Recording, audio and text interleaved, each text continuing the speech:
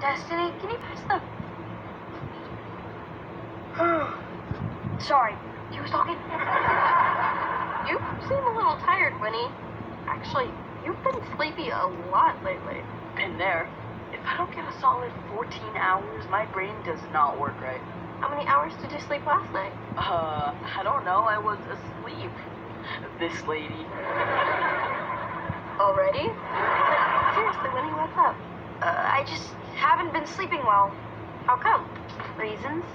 What reason? Good reason. Winnie, spill it. You were snoring, okay? I beg your pardon. I don't snore. I've been invited to all the best slumber parties, and no one has ever mentioned anything about me snoring.